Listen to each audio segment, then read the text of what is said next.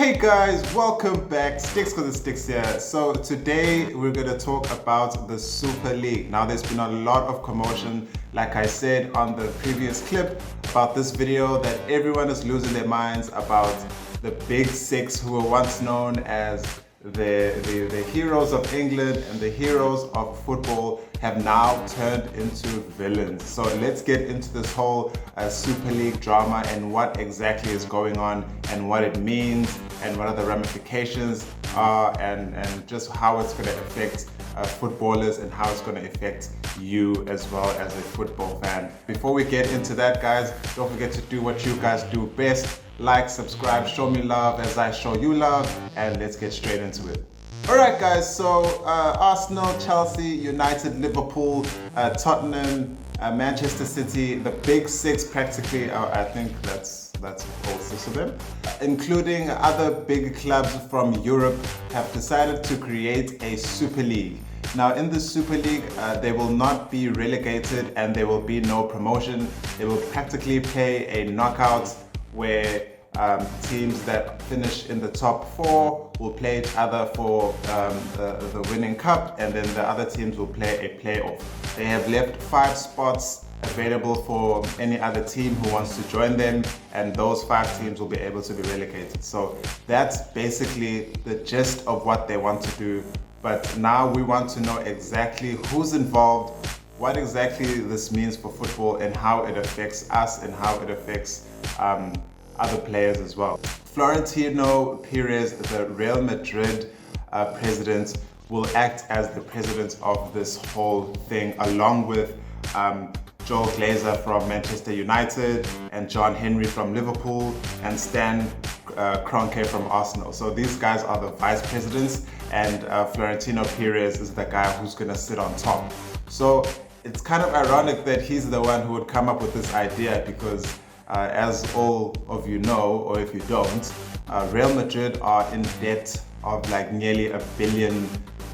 So this will effectively make that a whole lot better for him, as Real Madrid owe so much money to a whole lot of people. But with this kind of format, these guys are looking to earn a lot of money, and they're making this possible thanks to US influence. There's a bank in America that's going to fund this whole project, and it's going to make it happen for them. So this is very much driven by American owners and people who apparently don't understand why the European football has relegation. They just don't get it, because there are a lot of formats in America with no relegation that work, but we're gonna talk about that a little bit later. So to be honest, at first guys, I thought this was a bit of a play, a power play with the teams from Europe versus Uefa and stuff like that, because it seemed like they were unhappy with the amount of money they've been getting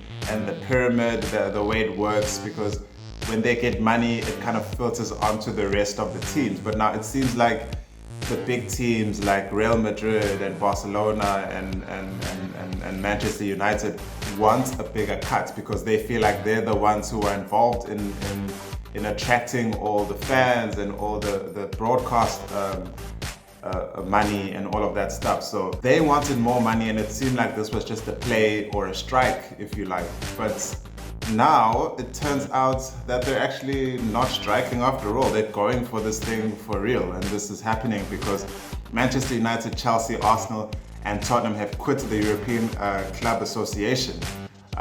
This is an association where the top teams of Europe come together to discuss ideas of how to improve European football and strategies and stuff like that. And Ed Woodward, who was the CEO of that association, has resigned from it. And this is quite a damning kind of thing for them. And this is also a little bit frightening, because this is really happening. As a retaliation, the president of UEFA has come out and he said a lot of awful things, obviously, about Ed Woodward. He said he's never seen such a dodgy character in his life, along with the president of Juve. He called him a liar, he called him a snake and things like that. He said that these big six have spat in the face of football. So the president of UEFA is very unhappy, and he wouldn't retaliate in this kind of way if he didn't have information that this was happening for real. So this seems to be happening for real, guys. So let's just kind of wrap our heads around that the big six, along with all the other clubs in Europe, want to go ahead with the Super Cup. Let's just get this straight. This is definitely money driven. The clubs in Europe are portrayed to be the bad guys. That's what it looks like right now. And UEFA are the good guys who care about football and who care about the people. But I don't think that's necessarily true. I think this is all about money.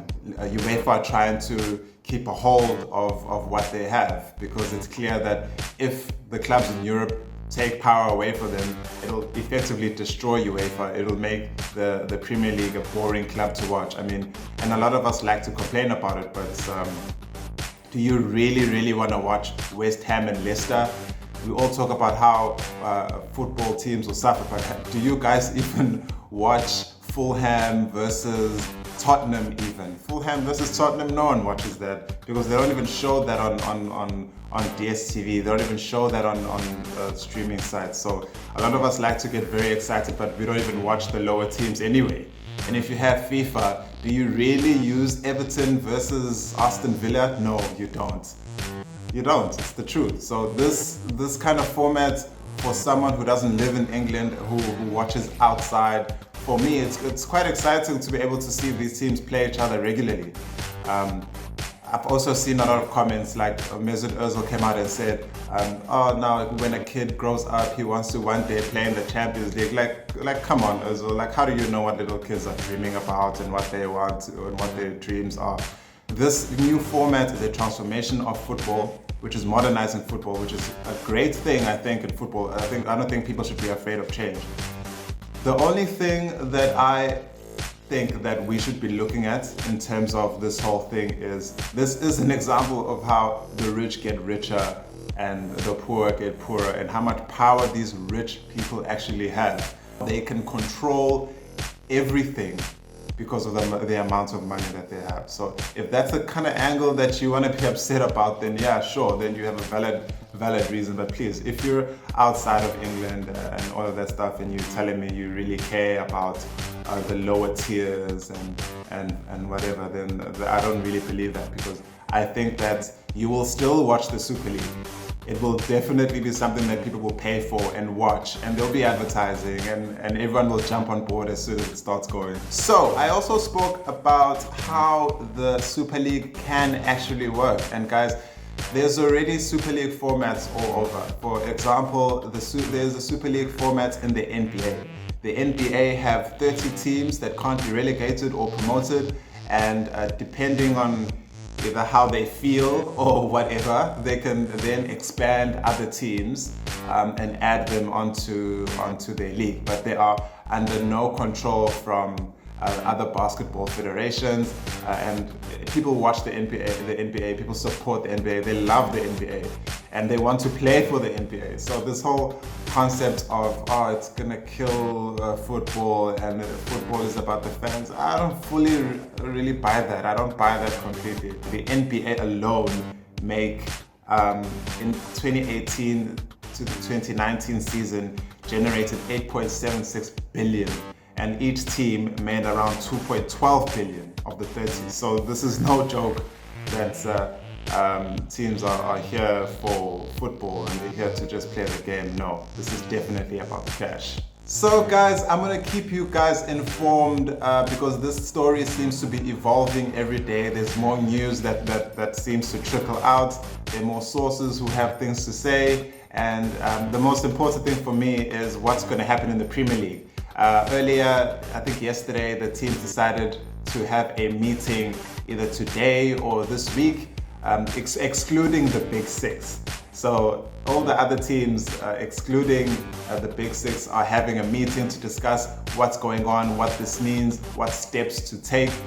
Very interesting though is that Chelsea played tonight against Brighton. So is the motivation going to be there for them to play? Does the Premier League carry on? Are these teams going to be, are the players going to be kicked out of the international squads? Are they going to be allowed to play in the Euros? Are they going to be allowed to play in the World Cup? A lot of stuff is boiling and it's cooking, and as soon as it happens and as soon as the information comes out, I'm going to let you guys know exactly what's going on. So don't forget to do what you guys do best. It's been really good to chat to you guys again. Like, subscribe, show me love as I show you love, and yeah, I'll see you guys very soon at halftime.